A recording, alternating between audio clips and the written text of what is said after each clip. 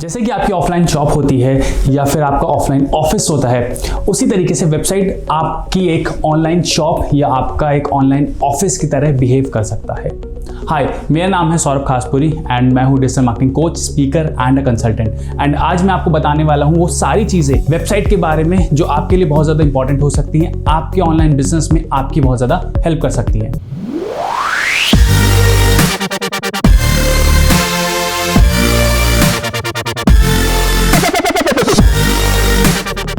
अगर आप नए हैं एंड ऑनलाइन मार्केटिंग में एंटर कर रहे हैं तो इस वीडियो को पूरा अंत तक देखिएगा, बिकॉज इसमें आपको सारी इंफॉर्मेशन मिल जाएगी कि कैसे एक ऑनलाइन मार्केट में एंटर करा जाता है।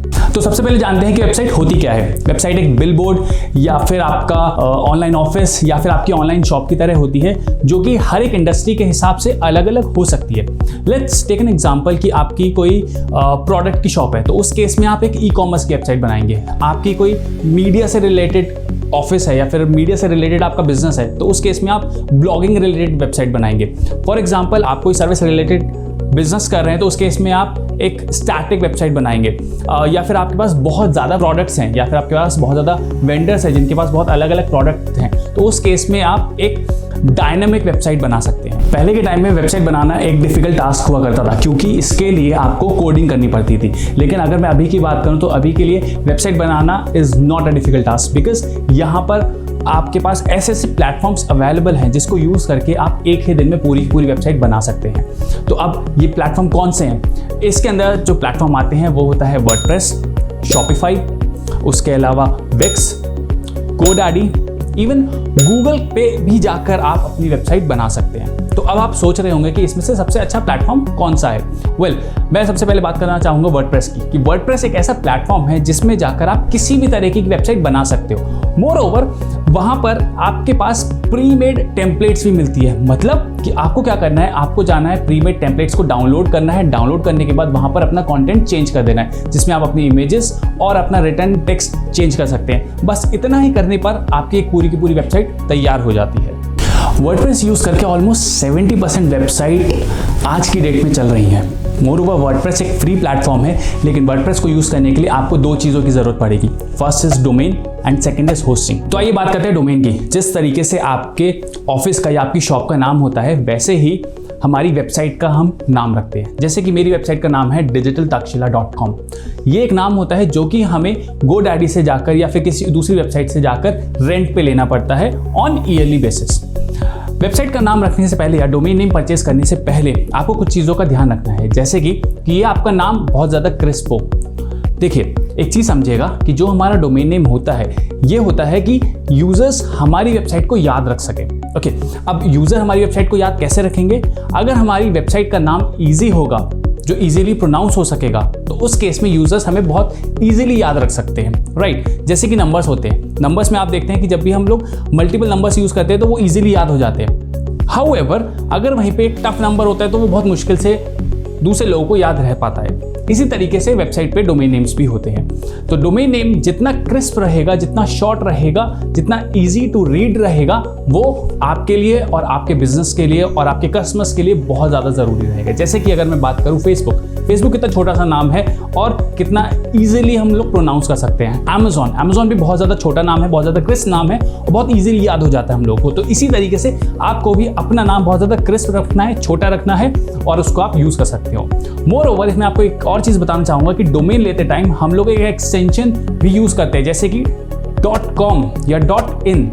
अब आपको .com लेना है या .in लेना है? देखिए, एक बात समझिएगा, .com और .in के अंदर बहुत ज़्यादा फर्क नहीं है।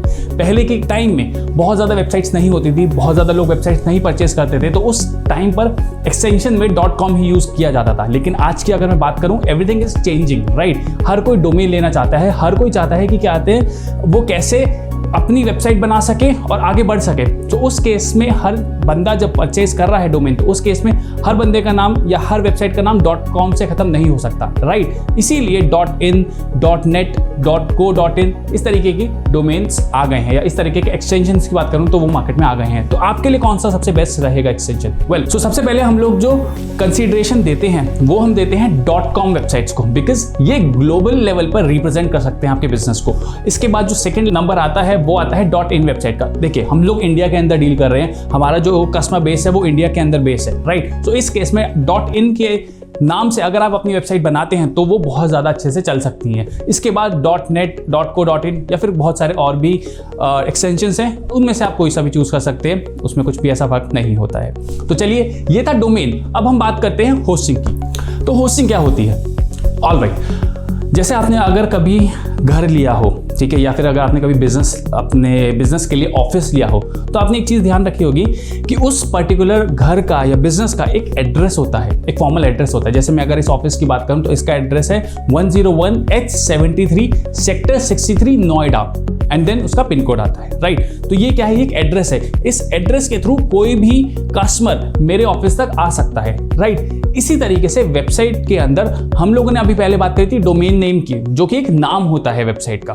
लेकिन अगर मैं बात करूं कि होस्टिंग होती है स्पेस, वो जगह जहां पर आप अपनी वेबसाइट को बिल्ड करते हैं। कंप्यूटर अल्फाबेटिकल लैंग्वेज नहीं समझता। कंप्यूटर को जो लैंग्वेज समझ में आती है वो आती है डिफरेंट तरीके की, जिसको कहते हैं हम लोग आईपी एड्रेस। हो सकता है यहाँ पे चीजें थोड़ी सी टेक्निकल जा रही हो, बट मैं जितना ज्यादा सिंप्लीफाई कर सकता हूँ उतना ज्यादा कोशिश करूंगा चीजों को सिंप्लीफाई करने की। ऑलराइट, सो जो डोमेन नेम होता है वो तो होता है नाम, जो अब जो होस्टिंग होती है वो होती है स्पेस। बेसिकली कुछ सर्वर्स होते हैं, उन सर्वर्स के ऊपर स्पेस होती है और वो स्पेस आपको अलॉट होती है। आप लोगों ने सुना होगा कि हमारी वेबसाइट क्लाउड पे होती है, तो क्या एक्चुअली वो बादलों में होती है? नहीं, वो एक्चुअल में सर्वर्स पे होती है, वो जो कि फिजिकल स्पेस होती है, जो कि कहीं अलग अलग जगह पर बड़े बड़े सर्वर्स होते हैं, वो वहाँ पर सेटल्ड हुई भी होती है। नाउ इस केस के अंदर क्या होगा कि जैसे ही आपने होस्टिंग ली होगी तो किसी सर्वर पर कोई एक स्पेस आपको अलॉट हो गई होगी, एंड आपको क्या करना होगा? आपको अपना डोमेन नेम उस सर्वर के साथ या उस होस्टिंग के साथ इंटीग्रेट करना होगा। तो जैसे आप इन दोनों चीज़ों को इंटीग्रेट करोगे, आपके पास अब स्पेस आ गई और आपके पास एक नाम आ गया। अब आपको क्या करना होगा? अब आप आगे बढ़ के अपनी वेबसाइट को बिल्ड कर सकते हैं। तो जैसे आप अपनी वेबसाइट बिल्ड करेंगे, वो एक्चुअल में उस स्पेस के ऊपर बिल्ड होगी। मैंने डिस्क्रिप्शन के अंदर एक और लिंक शेयर करा हुआ है होस्टिंग के लिए। आप उस होस्टिंग के लिंक पर क्लिक करके भी अपना अकाउंट बना सकते हो और अपने लिए होस्टिंग ले सकते हो। ये दोनों ही चीज़ें हमें रेंट पर लेनी होती हैं फ्रॉम डिफरेंट कंपनी, जिसका लिंक मैंने डिस्क्रिप्शन के अंदर ऑलरेडी मेंशन करा हुआ है। नाउ जैसे कि हम लोग ये दोनों चीज़ें रेंट पर लेते हैं, इसके बाद हमें इन दोनों चीज़ों को इंटीग्रेट करना होता है, एंड इंटीग्रेट करके हम लोग अपनी वेबसाइट बना सकते हैं। आई होप ये वीडियो देखकर आपको समझ में आया होगा कि वेबसाइट कितनी ज़्यादा ज़रूरी है। More over domain and hosting को कैसे इंटीग्रेट करा जाता है, कैसे नाम परचेज करा जाता है, एंड कैसे होस्टिंग परचेज करी जाती है। इस वीडियो में इतना ही। इस वीडियो को अंत तक देखने के लिए आपका बहुत बहुत धन्यवाद। मेक श्योर कि आपके पास अगर कोई भी डाउट आ रहा हो इस वीडियो से रिलेटेड या किसी भी और चीज़ से रिलेटेड या किसी भी डिजिटल मार्केटिंग टैक्टिक्स से रिलेटेड, आप कमेंट में जाइए और मुझसे क्वेश्चन जरूर पूछिएगा। आई विल मेक श्योर कि मैं सारे के सारे क्वेश्चंस का आंसर जरूर करूँ। Make sure you like this video, share this video with your friends who want to create the website or maybe want to do the business. Also, do subscribe my channel so that you can get to know all the information which I'm going to share. Also, you can press the bell icon so that you will be the first person who will gonna get the information about any other video which I'm going to put in. All right, thanks. Cheers. Bye.